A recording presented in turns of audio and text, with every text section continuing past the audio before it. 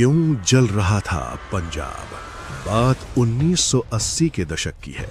पंजाब, जो भारत का अन्नदाता कहलाता था, वो अलगाववाद की आग में झुलस रहा था। पाकिस्तान की खुफिया एजेंसी ISI इस आग में घी डालने का काम कर रही थी।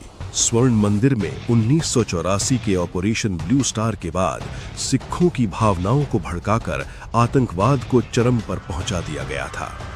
1987-88 आते आते स्थिति ये थी कि पंजाब में हर दिन औसतन 20 से 30 हत्याएं हो रही थी। वो खास साल 1988 की शुरुआत तक आतंकियों ने स्वर्ण मंदिर पर फिर से कब्जा कर लिया था।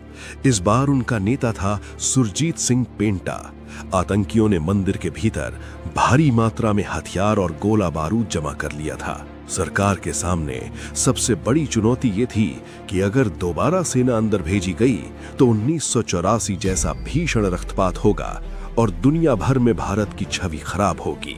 उस समय इंटेलिजेंस ब्यूरो IB में एक शख्स ऐसा था जो मानता था कि जंग हथियारों से नहीं, दिमाग से जीती जाती है। अजीत डोभाल उस वक्त अमृतसर में तैनात थे। उन्होंने देखा कि पुलिस और सेना मंदिर के बाहर घेरा डाले खड़ी है, लेकिन उन्हें ये नहीं पता कि अंदर क्या चल रहा है। डोभाल ने एक आत्मघाती फैसला लिया। उन्होंने अपने सीनियर्स से कहा, हमें ये जानने के लिए कि अंदर कितने लोग और कितने हथियार हैं, किसी को उनका अपना बनकर अंदर भेजना होगा। जब किसी ने रिस्क लेने की हिम्मत नहीं दिखाई तो डोभाल खुद आगे आए। मिशन शुरू करने से पहले डोभाल ने अपनी पूरी शख्सियत बदल दी। उन्होंने एक ऐसी पहचान चुनी जिस पर आतंकियों को शक ना हो। उन्होंने खुद को एक पाकिस्तानी जासूस ISI एजेंट के रूप में पेश करने का फैसला किया। क्यों? क्योंकि आतंकी उस वक्त पाकिस्तान से मदद की उम्मीद कर रहे थे। एक पाकिस्तानी एजेंट की बात पर वे आंख बंद करके भरोसा कर सकते थे। डोभाल ने महीनों तक पंजाबी लहजे, सिख धर्म की बारीकियों और पाकिस्तान के गुप्त कोड्स का अभ्यास किया। उन्होंने अपनी दाढ़ी और बाल बढ़ाए और मैला कुचैला कुर्ता पायजामा पहनकर अमृतसर की गलियों में रिक्शा चलाना शुरू किया ताकि कोई उन्हें पहचान न सके। मौत के मुंह में पहला कदम। मई 1988 के उन तपते दिनों में जब ऑपरेशन ब्लैक थंडर शुरू होने ही वाला था, डोभाल स्वर्ण मंदिर के मुख्य द्वार की ओर बढ़े। उनके पास ना कोई गन थी, ना कोई बैकअप। उनके पास थी तो सिर्फ एक फर्जी कहानी और फौलादी जिगरा। वो मंदिर के अंदर दाखिल हुए और सीधे आतंकियों के सबसे खतरनाक गुट के सामने जाकर खड़े हो गए। उन्होंने दावा किया कि उन्हें पाकिस्तान से भेजा गया है ताकि वे उनकी मदद कर सकें और उन्हें रॉकेट लॉन्चर चलाना सिखा सकें। जब डोभाल मंदिर के अंदर पहुंचे तो आतंकियों ने उन्हें चारों तरफ से घेर लिया। उन लड़कों के हाथ में AK-47 थी और आंखों में खून। सुरजीत सिंह पेंटा और उसके साथी इस अनजान शख्स को शक की नजर से देख रहे थे। डोभाल ने यहां अपनी सबसे बड़ी चाल चली। उन्होंने डरने के बजाय गुस्सा दिखाया। उन्होंने पाकिस्तानी लहजे में उन्हें डांटा और कहा, तुम्हें सरहद पार से मदद भेजी जा रही है और तुम अपने मददगारों को ही बंदूक दिखा रहे हो। अगर यही हाल रहा तो इस्लामाबाद से कोई मदद नहीं आएगी। ये सुनकर आतंकी ठिठक गए। उन्हें लगा कि शायद ये वास्तव में पाकिस्तान का कोई बड़ा अधिकारी या जासूस है जिसे उनकी ट्रेनिंग के लिए भेजा गया है। डोभाल ने खुद को एक हथियार विशेषज्ञ के तौर पर पेश किया। उन्होंने आतंकियों को यकीन दिलाया कि उनके पास जो रॉकेट लॉन्चर और भारी हथियार हैं, उन्हें वे सही तरीके से इस्तेमाल नहीं कर रहे हैं। उन्होंने मंदिर की दीवारों, मोर्चों और बुर्जियों का मुआयना करना शुरू किया। आतंकी उन्हें खुद हर कमरे में ले गए, ये दिखाने के लिए कि उन्होंने कहां-कहां हथियार छुपाए हैं। नतीजा, डोभाल मन ही मन मंदिर का एक डिजिटल मैप बना रहे थे। उन्हें पता चल रहा था कि कितने आतंकी हैं, करीब 200, उनके पास कितना राशन है और उनकी सबसे बड़ी कमजोरी क्या है। मंदिर के अंदर कोई एक बॉस नहीं था, अलग अलग गुट थे। कोई भिंडरान वाले की विचारधारा पर था तो कोई सिर्फ पैसों के लिए लड़ रहा था। डोभाल ने उनके बीच बैठकर उनकी बातें सुनी। उन्होंने देखा कि कुछ आतंकी सरेंडर करना चाहते थे, लेकिन मौत के डर से रुके थे। डोभाल ने उनके बीच धीरे से शक का बीज बोना शुरू किया।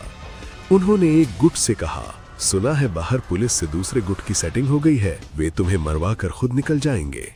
आतंकियों के बीच आपस में ही तू मैं शुरू हो गई। सबसे बड़ी चुनौती थी अंदर की जानकारी बाहर कैसे भेजें? डोभाल के पास कोई वायरलेस नहीं था। कहा जाता है कि उन्होंने कोड वर्ड्स और कुछ गुप्त संपर्कों का इस्तेमाल किया। जब वे मंदिर के बाहर मुआयना करने के बहाने निकलते या किसी कोने में होते, तो वे बाहर तैनात आईबी की टीम को संकेत देते थे कि अंदर की स्थिति क्या है। एक रात एक आतंकी को डोभाल की किसी बात पर शक हो गया। उसने डोभाल की तलाशी लेने की कोशिश की। अगर उस वक्त डोभाल के पास से कोई भी भारतीय पहचान पत्र या कोई ऐसी चीज मिलती जो उनके पाकिस्तानी होने के दावे को झुठला देती, तो उनका अंत तय था। लेकिन डोभाल ने इतनी सफाई से अपनी बैक स्टोरी बुनी थी कि तलाशी में कुछ नहीं मिला। उन्होंने उल्टा उस आतंकी को ही थप्पड़ जड़ दिया और कहा, जाओ अपने बॉस से पूछो मैं कौन हूं। उनका ये आत्मविश्वास ही उनकी सबसे बड़ी ढाल थी। मई 1988 के बीच में एनएसजी और पंजाब पुलिस ने स्वर्ण मंदिर को चारों तरफ से घेर लिया था। बाहर दुनिया को लग रहा था कि फिर से खून खराबा होगा, लेकिन मंदिर के अंदर बैठा एक शख्स डोभाल सब कुछ बदल रहा था। डोभाल ने बाहर संदेश भेजा कि आतंकी किन बुर्जियों पर तैनात हैं, उनकी फायरिंग लाइन कहां तक जाती है, सबसे महत्वपूर्ण, आतंकियों के पास पानी की सप्लाई कहां से हो रही है।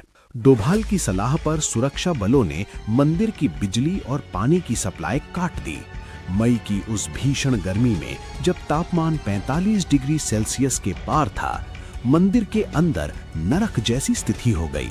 डोभाल अंदर रहकर खुद प्यास सह रहे थे ताकि आतंकियों को ये ना लगे कि वो सुरक्षित हैं। उन्होंने आतंकियों को समझाया, देखो बाहर पुलिस तुम्हें प्यासा मार देगी, हमें कुछ करना होगा। इससे आतंकियों का मनोबल पूरी तरह टूट गया। मनोवैज्ञानिक युद्ध, साइकोलॉजिकल वॉरफेयर। डोभाल ने देखा कि आतंकी अब डर रहे हैं। उन्होंने पेंटा और अन्य कमांडरों के दिमाग में ये बात डाल दी कि बाहर स्नाइपर्स तैनात हैं जो सिर्फ सिर का निशाना लेते हैं। जब बाहर से एनएसजी के स्नाइपर्स ने निशाना साधना शुरू किया तो ठीक वैसा ही हुआ जैसा डोभाल ने कहा था। एक एक करके आतंकी अपनी पोजीशन छोड़ने लगे। आतंकियों को लगा कि ये पाकिस्तानी जासूस डोभाल वाकई सब कुछ जानता है। वे डोभाल से पूछने लगे, अब हम क्या करें? डोभाल ने सीधे तौर पर उन्हें सरेंडर करने को नहीं कहा, बल्कि उन्हें ये एहसास कराया कि मरने से बेहतर है कि जीवित रहकर बाद में लड़ें। ये एक गहरी चाल थी। उन्होंने आतंकियों के बीच ये अफवाह फैला दी कि अगर वे अभी बाहर निकलते हैं तो उन्हें युद्ध बंदी यानी प्रिजनर्स ऑफ वॉर माना जाएगा, ना कि अपराधी। जब डोभाल को लगा कि उन्होंने अपना काम पूरा कर लिया है और आतंकियों के हौसले पस्त हो चुके हैं, तब एक बेहद नाटकीय घटना हुई। सुरक्षा बलों ने घेरा थोड़ा ढीला किया और गोलाबारी रुकी। डोभाल ने अपनी फर्जी पहचान को सुरक्षित रखते हुए बड़ी चालाकी से आतंकियों को चकमा दिया और परिसर से बाहर आ गए। बाहर आते ही वे सीधे कंट्रोल रूम पहुंचे। धूल से सने हुए, फटे कपड़े और बड़ी हुई दाढ़ी में उन्हें पहचानना मुश्किल था। उन्होंने मैप पर हाथ रखा और कहा, अब हमला करो। इस जगह पर उनका सबसे बड़ा बारूद का भंडार है। डोभाल के बाहर निकलते ही भारतीय सेना और एनएसजी ने अपनी रणनीति बदल दी। 1984 के ब्लू स्टार की गलतियों से सीख लेते हुए इस बार सेना ने मंदिर के भीतर घुसने के बजाय घेराबंदी और स्नाइपर तकनीक अपनाई। डोभाल ने सटीक लोकेशन बताई भी कि आतंकी मंदिर के किस बुर्ज पर बैठे हैं। एनएसजी के ब्लैक कैट कमांडो ने ऊंची इमारतों से निशाना साधना शुरू किया। जैसे ही कोई आतंकी खिड़की से सिर निकालता, वो मारा जाता। आतंकियों में हड़कंप मच गया क्योंकि उन्हें समझ नहीं आ रहा था कि पुलिस को उनकी सटीक लोकेशन कैसे पता। 18 मई 1988 की सुबह तक आतंकियों का मनोबल पूरी तरह टूट चुका था। प्यास, गर्मी और डोभाल द्वारा उनके मन में बोए गए शक के बीज ने काम कर दिया। पहली बार दुनिया ने टेलीविजन पर लाइव देखा कि आतंकी हाथ ऊपर करके स्वर्ण मंदिर से बाहर निकल रहे हैं और पुलिस के सामने घुटने टेक रहे हैं। सुरजीत सिंह पेंटा ने आत्महत्या कर ली और बाकी नेटवर्क बिखर गया। डोभाल अपने साथ जो मानसिक डायरी और जानकारी लेकर आए थे, उसने असली धमाका तो ऑपरेशन के बाद किया। उन्होंने उन सभी पुलिस अधिकारियों, राजनेताओं और व्यापारियों के नाम उजागर किए जो दिन में सरकार के साथ थे और रात में आतंकियों को पैसा और हथियार पहुंचाते थे। अगले कुछ हफ्तों में पंजाब पुलिस ने उन सफेद पोश गद्दारों को उठाना शुरू किया। डोभाल की इस चोट ने आतंकवाद की सप्लाई लाइन ही काट दी। कीर्ति चक्र एक ऐतिहासिक सम्मान। इस मिशन की सफलता इतनी बड़ी थी कि भारत सरकार ने अजीत डोभाल को कीर्ति चक्र से सम्मानित किया। ये भारत का दूसरा सबसे बड़ा शांतिकाल वीरता पुरस्कार है। खास बात, इतिहास में ये पहली बार हुआ था कि ये सम्मान किसी सैन्य अधिकारी के बजाय एक पुलिस अधिकारी IPS/IB को दिया गया था। अजीत डोभाल के इस मिशन ने साबित कर दिया कि एक जासूस का दिमाग 1000 बंदूकों से ज्यादा ताकतवर होता है। उन्होंने बिना स्वर्ण मंदिर की पवित्रता को नुकसान पहुंचाए, बिना निर्दोषों का खून बहाए, आतंकियों को उनके ही कड़ में हरा दिया। इसके बाद पंजाब में आतंकवाद की लहर कमजोर होने लगी और धीरे धीरे शांति बहाल हुई। अगर आपको ये कहानी पसंद आई हो तो वीडियो को लाइक करें और ऐसी ही अनसुनी सच्ची कहानियों के लिए चैनल को सब्सक्राइब करना ना भूलें। जय हिंद।